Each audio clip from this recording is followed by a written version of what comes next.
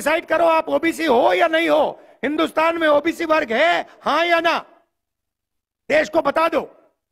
मगर हमने डिसीजन ले लिया है, जाति जनगणना होगा, 50% का ये जो बैरियर बना रखा है इसको तोड़ फोड़ के हम परे कर देंगे। और जो हमारे सेंसस से हिस्सेदारी मिलेगी, मराठास को, धनगर को, बाकी छोटी छोटी जातियों को हिस्सेदारी मिलेगी।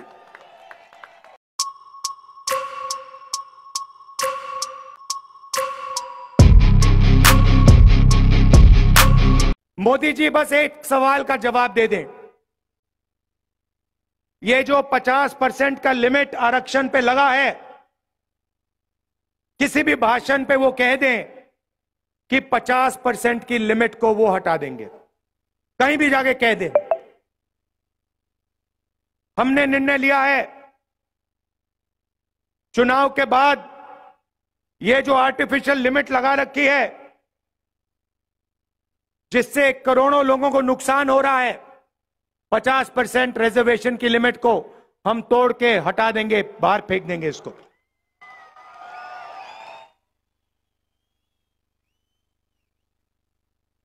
देश में 15% दलित आबादी है,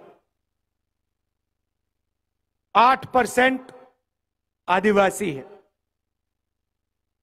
और तकरीबन 50%, कम से कम 50% पिछड़े वर्ग की आबादी है।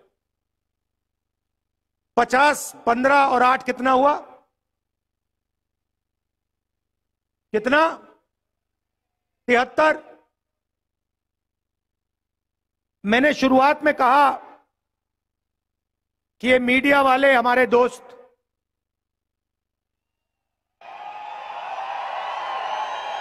जनता सब जानती है, अब भाई इनकी गलती नहीं है, ये इन पे लगाम लगा रखी है, ऊपर से अदानी जी ने बांध रखा है, खोलते नहीं है।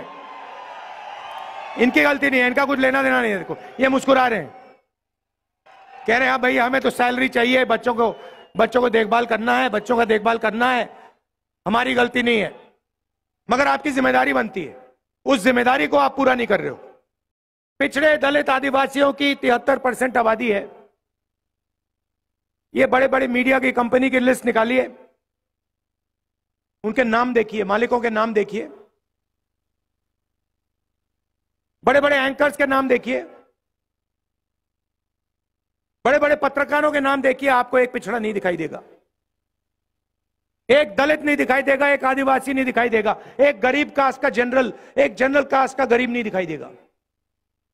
इसीलिए ये कभी किसानों की बात नहीं करते, मजदूरों की बात नहीं करते, बेरोजगारी भागीदारी की बात नहीं करते। ये अंबानी जी की शादी दिखाते हैं आप लोगों को, उसमें आपको दिखाते हैं देखो देखो, किसी ने 10 करोड़ की घड़ी पहन रखी है, किसी ने 2 करोड़ का ड्रेस पहन रखा है, वो दिखाते हैं। मगर किसान भूखा मर रहा है, खेतों में पानी नहीं है, महंगाई बढ़ती जा रही है, इन बातों के बारे में ये कभी नहीं बताएंगे। ये आपके हैं ही नहीं, ये आपके हैं ही नहीं, ये अदानी के हैं। जो हिंदुस्तान के 22 सबसे अमीर लोग कहते हैं वो ये करते हैं। मुंबई का एयरपोर्ट उठा ले गए, सीबीआई ईडी का दबाव लगाया, अदानी जी को पकड़ा दिया, मीडिया ने कुछ नहीं कहा। Ports, airport, infrastructure, defence industry सारे की सारी उठा के ले गए, मीडिया कुछ नहीं कहती। मगर इनकी जिम्मेदारी बनती है।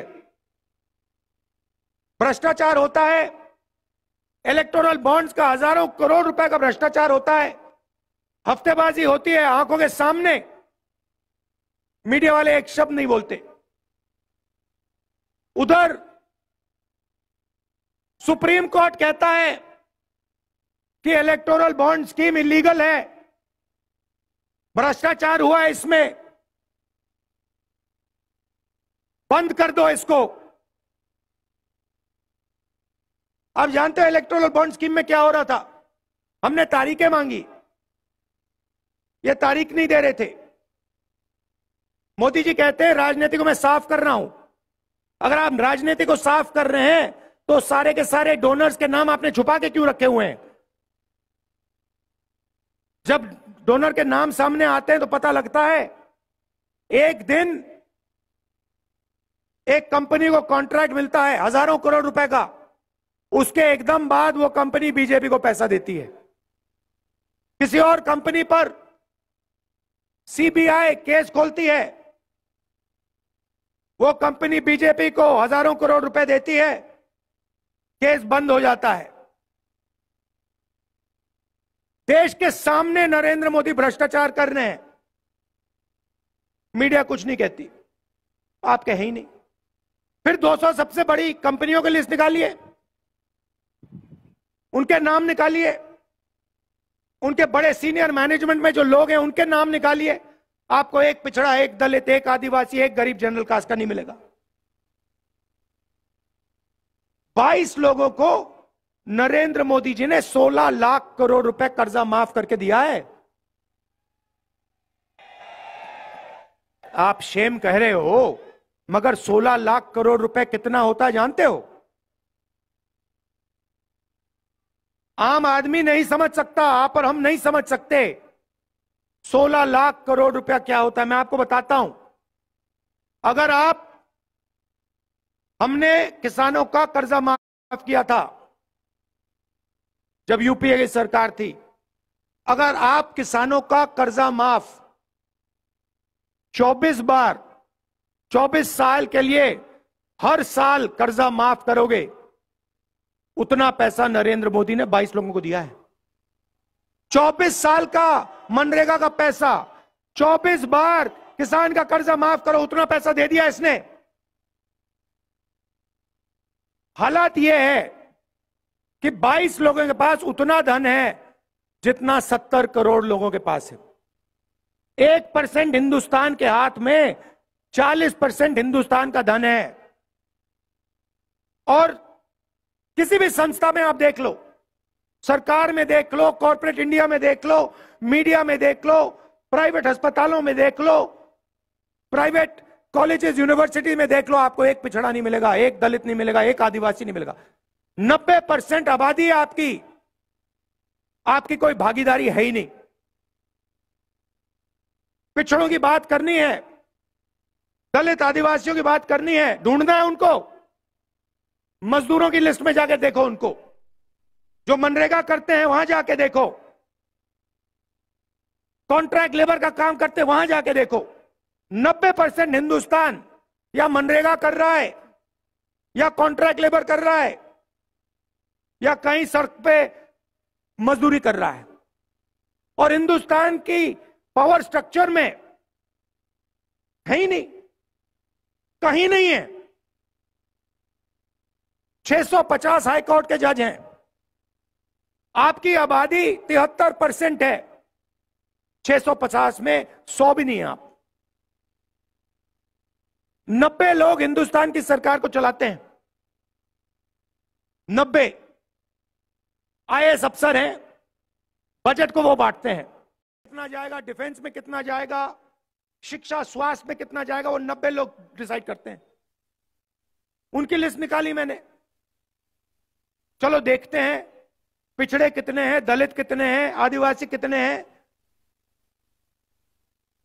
90 में से 3 ओबीसी हैं, 3 दलित हैं, 1 आदिवासी है, और बैक ऑफिस में बैठा रखे हैं। आप ये मत सोचिए कि फाइनेंस मिनिस्ट्री में है, डिफेंस मिनिस्ट्री में है, बड़ी मिनिस्ट्री में नहीं, नहीं नहीं नहीं नहीं नहीं नहीं नहीं। 7 लोग हैं, 73% आपकी आबादी, 7 लोग हैं 90 में से, पीछे बैठा रखे हैं। चू नहीं कर सकते वो। और अगर 100 रुपए खर्च होता है बजट में, तो 6 रुपए 10 पैसे का निर्णय ये 7 अफसर लेते हैं, और कभी भी इनका वीटो लग सकता है। और यही हालत हर सरकार में है। महाराष्ट्र की सरकार में भी यही है, उत्तर प्रदेश की सरकार में भी यही है, दिल्ली की सरकार में भी यही है। तो 90% के पास यहां कुछ है ही नहीं, यह सच्चाई है। इसीलिए हमने मैनिफेस्टो में साफ लिखा है, हमारी सरकार आएगी तो हम जाति जनगणना कराएंगे, इकोनॉमिक सर्वे कराएंगे और हिंदुस्तान के हर संस्था सर्वे कराएंगे। मतलब यह पता लगाएंगे कि प्रेस में, मीडिया में पिछड़े वर्ग के कितने लोग हैं, हिंदुस्तान की कॉर्पोरेट इंडिया में पिछड़े वर्ग के दलित आदिवासी कितने हैं, प्राइवेट अस्पतालों में डॉक्टरों में कितने हैं, कॉलेज यूनिवर्सिटी में कितने हैं।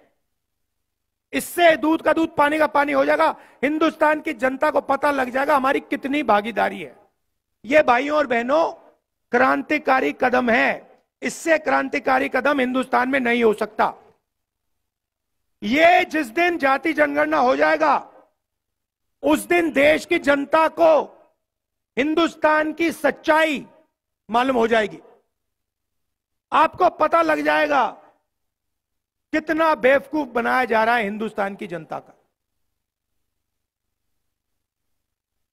और एकदम हिंदुस्तान की जनता जागरूक हो जाएगी और उसके बाद एक नई राजनीति शुरू होगी हिंदुस्तान। नरेंद्र मोदी, जिस दिन मैंने ये जाति जनगणना की बात की उससे पहले रोज नरेंद्र मोदी जी कहते मैं ओबीसी हूं, मैं ओबीसी हूं। अच्छा, जिस दिन मैंने जाति जनगणना की बात की कहते हिंदुस्तान में तो कोई जाति नहीं है, दो ही जात है, एक अमीर एक गरीब। अच्छा, पहले आप ओबीसी थे, हमने जाति जनगणना की बात की, ओबीसी को सचमुच में अधिकार देने की बात की, आप कहते हो भैया ओबीसी तो है ही नहीं।